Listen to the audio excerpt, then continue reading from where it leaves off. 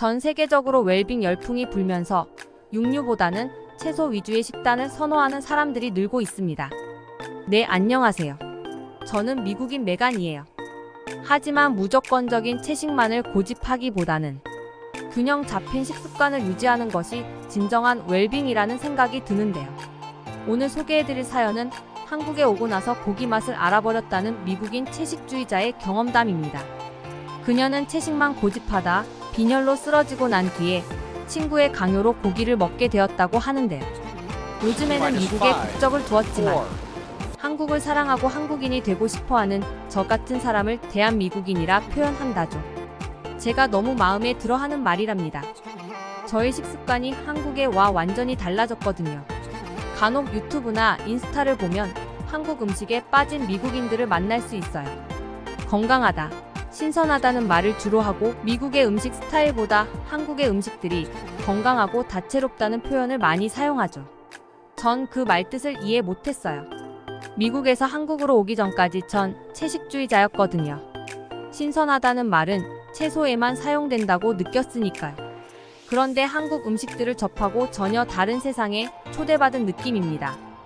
입이 너무 고급스러워져 다시 미국으로 돌아갈 수 있을지도 사실 걱정이에요. 간간히 비자 때문에 다시 미국으로 돌아가고 한국을 그리워하는 미국인 방송을 접했을 땐 컨셉도 희한하게 잡았다고 생각했어요. 하지만 너무나 공감하며 미국 출국일이 다가오면 제가 포장해 갈 수 있는 게 무엇일지 미리 고민하는 습관이 생겼을 정도입니다. 우선 제가 왜 채식주의자가 되었는지에 대한 설명을 해야 할 것 같아요. 어린 시절부터 채식을 고집했던 건 아니거든요. 어린 시절 기억하는 우리 집 분위기는 항상 고기 파티를 하는 시끌벅적한 집이었습니다. 아침에도 어제 구웠던 남은 칠면조의 샐러드를 함께 먹을 정도였으니까요. 저 역시 고기를 먹지 않는 식사는 배가 고프고 출출하다는 생각이 들어 선호하지 않았어요. 저 역시도 고기를 찾을 정도로 너무 좋아하고 익숙했습니다. 저희 집 마당에는 항상 바비큐를 굽고 있었어요. 미국은 한국과 다르게 집마다 마당이 있었거든요. 일주일에 몇 번씩 잔디를 깎아야 할 정도로 번거로웠지만 덕분에 마당에서 파티를 늘 즐길 수 있었죠. 학교가 끝나고 집에 돌아오면 출출한 저를 위해 핫도그나 햄버거 같은 간편한 간식도 항상 준비해 주셨습니다. 아시겠지만 햄버거나 핫도그 안에는 가공된 고기류인 햄이 들어가 있어요. 콕 짚어 그것이 문제라고 말하는 건 아니에요. 어느 게 문제일지 알 수 없을 정도로 항상 다양한 육류를 먹었으니까요. 그러던 중 어느 날 어머니가 급작스레 쓰러지셨어요. 그때도 마당에서 바비큐 파티를 하는 중이었죠. 매일 고기를 구워 먹으며 든든하게 먹었지만 이상하게 어머니는 살이 빠졌어요. 그래서 안 되겠다 생각하신 아버지가 어머니를 위해 고기를 굽고 계셨거든요. 아버지가 굽는 고기를 보던 어머니가 갑자기 쓰러지셨어요. 당황한 저희는 고기를 굽다 말고 어머니를 차에 태우고 병원으로 급히 가게 되었습니다. 의사는 다양한 검사를 진행하면서 평소 식습관을 물었어요. 바비큐를 비롯해 햄버거와 피자, 핫도그 등을 자주 먹는다고 했죠. 의사는 이야기를 잠자코 듣더니 고기를 너무 많이 먹어 암에 걸린 것 같다고 조심스레 말했습니다. 저희 가족은 충격을 받았어요. 건강하게 힘을 내기 위해 즐겨 먹던 고기 때문에 건강상 이상이 올 수 있다는 사실을 몰랐기 때문입니다. 의사는 미국에서 즐겨 먹는 고기 요리 때문에 암에 걸릴 수 있는 이유를 상세하게 알려줬어요. 미국은 대량 생산하는 고기를 오랫동안 보관하기 위해 화학물질을 사용하는 경우가 많다고 전했습니다. 화학물질은 식품의 유통기한을 연장하는 데 유용하지만 신체에 해로운 화학물질을 다량 함유하고 있죠. 이런 화학물질은 미국 내 유통되는 고기 요리에 사용되고 있었어요. 당연히 고기를 많이 먹으며 암 발생 위험성도 높아지죠. 거기에 미국 내 고기 요리의 대부분은 지방의 함량도 상당히 높다고 전했어요. 지방 자체가 해로워 고지혈증이나 비만, 당뇨 같은 질환을 유발함과 동시에 암 발생 위험성도 높인다고 알려줬죠. 물론 고기 자체가 암을 유발하는 건 아니랬어요. 하지만 미국 내 유통되는 대부분의 고기는 질이 좋지 못했고 그런 고기를 매일 필요 이상으로 먹어왔던 식습관이 문제가 된 것입니다. 그렇게 어떤 손 쓸 틈도 없이 어머니를 먼저 하늘나라에 보냈어요. 그 후 저는 성장하면서 고기를 외면하게 되었습니다. 고기 맛이 익숙해지고 성장기 아이였지만 고기가 먹고 싶다는 생각을 할 수 없었어요. 고기는 제게 어머니를 빼앗아간 음식이었거든요. 제 생명도 어느 순간 앗아갈지 모른다고 생각하니 자연스레 저는 채식주의자가 되었습니다. 그렇게 성장기를 거쳐 대학생이 되었어요. 여전히 채소를 기반으로 식사를 챙기며 건강하게 먹는다고 자부했고요. 대학에서 다른 나라로 유학을 갈 기회가 있었습니다. 처음엔 별다르게 관심이 없었는데 친한 친구가 유학생 지원서를 냈어요. 저에게 같이 가면 좋을 것 같다며 지원하라고 했죠. 저는 장난 반 호기심 반으로 친구가 지원한 나라에 유학과정을 신청했습니다. 하늘의 뜻인지 가고 싶다던 친구는 탈락하고 오히려 제가 붙었어요. 그제서야 당황한 전 제가 지원한 나라가 어떤 나라인지 알아봤습니다.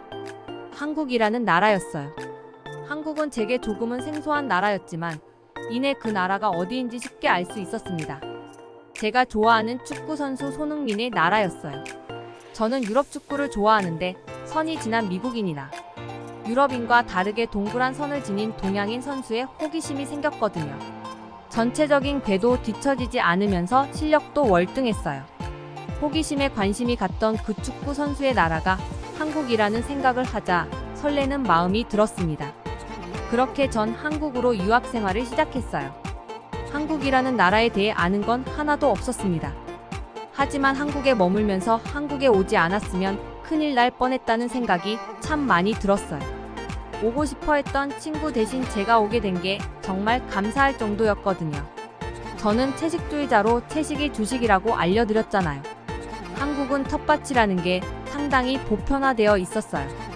아파트에 사는 일반 가정에서도 베란다에 화분을 놓고 즐겨 먹는 채소들을 심어 수확해 먹을 정도니까. 저에게 그런 환경은 너무 좋았습니다. 전 기숙사에서 생활했는데 기숙사 앞에 텃밭을 만들어 놓고 기숙사 식당에서 사용했거든요.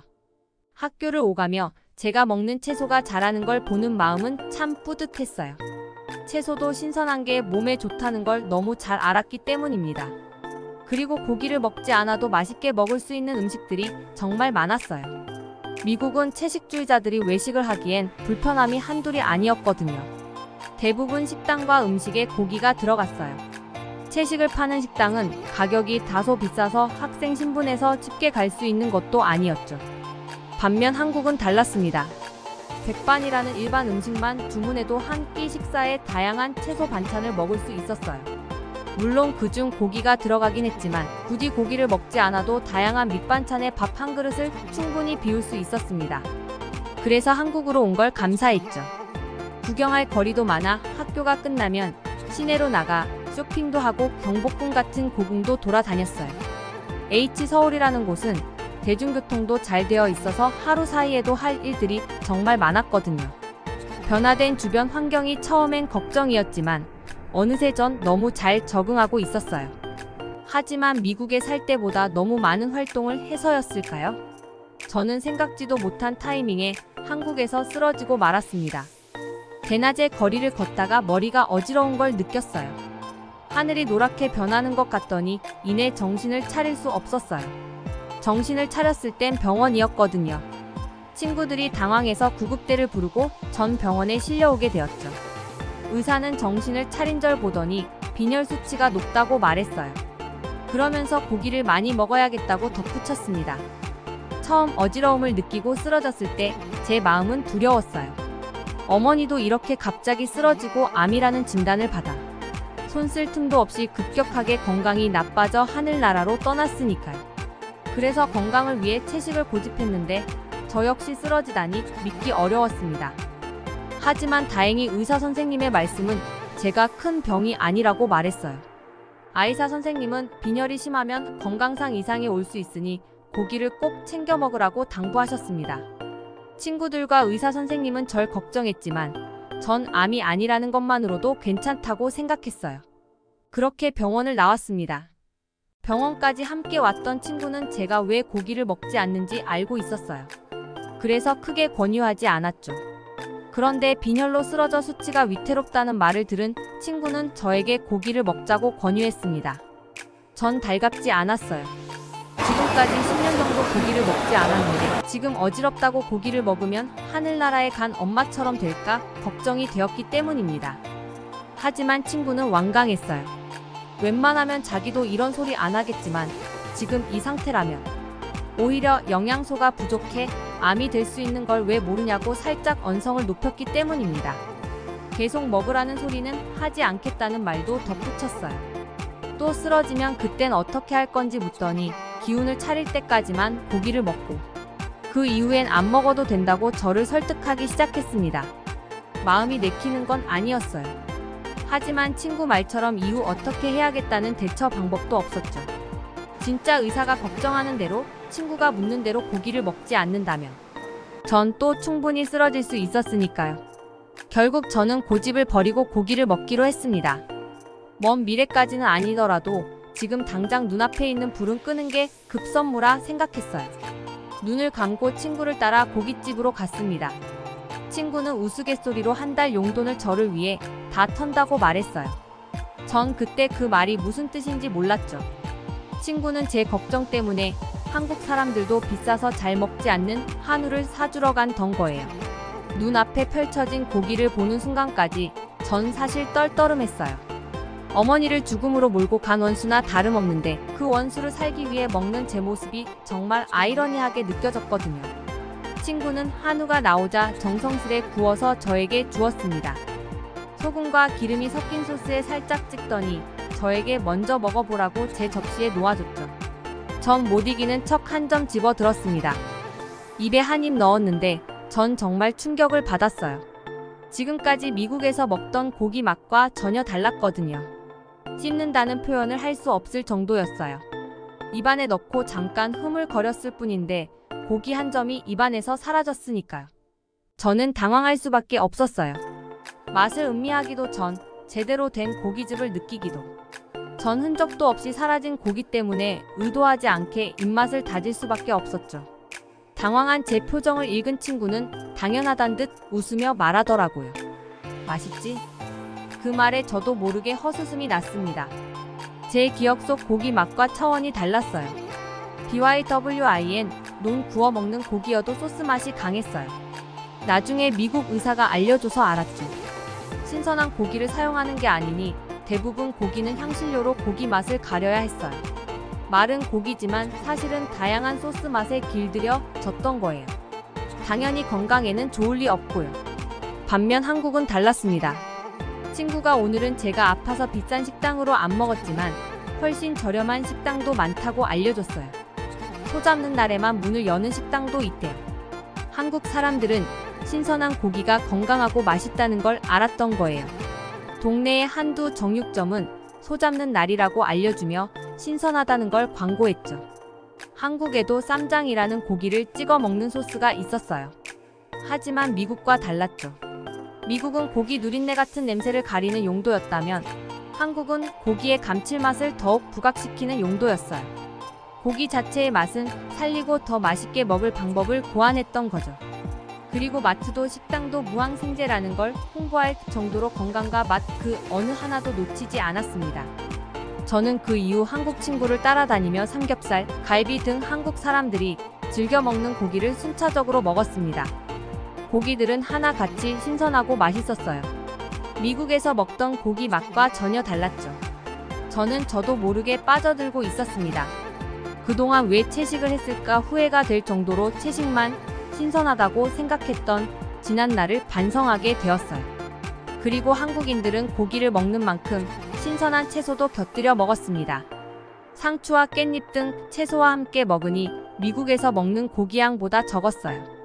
고기 하나만 먹는 게 아닌 함께 먹을 때 더 맛나게 할 부수적인 것들도 많아서 매끼 고기를 먹어도 질리지 않을 정도였으니까요. 그러자 어느 순간 미국에 있는 아버지 생각도 났습니다. 아버지는 여전히 미국에 살고 계시니 이런 고기 맛을 느끼지 못했거든요. 그래서 제가 미국으로 돌아가기 전 아버지에게 꼭 한 번은 한국에 오시라고 조르고 있는 중이랍니다. 아마 고기 때문에 오라고 한다면 당연히 안 오실 거예요. 저는 어머니를 잃은 슬픔이지만 아버지는 배우자를 고기 때문에 잃으셨으니까요. 하지만 지금까지 미국에서 먹었던 고기 맛과 차원이 다르다는 걸 아신다면 생각이 달라지실 것 같습니다. 저 역시도 그랬으니까요. 이젠 어딜 가도 채식주의자라는 말을 하지 않아요. 한국에서만 가능할 거라 생각해 하루에 한 끼 이상은 늘 신선한 고기와 함께 먹고 있답니다. 영양 불균형으로 쓰러졌던 게 한국이라는 사실이 정말 감사해요. 미국이었다면 아마 전 고기를 먹을 생각을 못했을 거예요. 그리고 시간이 더 지나 건강상 이상 신호가 생겼을 수 있다고 생각해요. 한국으로 유학 오고 싶어 했던 친구 대신 제가 올 수밖에 없었던 이유가 하늘에 먼저 간 어머니의 마음이 아니었을까? 이제는 그런 생각까지 한답니다. 한국에 오고 나서 모든 고기가 건강에 해롭지만은 않다는 사실을 깨닫게 되었습니다. 그리고 건강하게 고기를 먹을 수 있는 한국의 음식을 사랑하게 되었는데요. 앞으로도 한국에서 건강한 음식들과 함께 건강하고 행복한 생활을 이어갔으면 좋겠네요. 어릴 적 어머니의 병으로 인해 채식 생활을 하는 미국 여성의 이야기다. 듣기 주셔서 감사합니다. 오늘의 영상은 이게 전부입니다. 모두가 건강하길 바랍니다.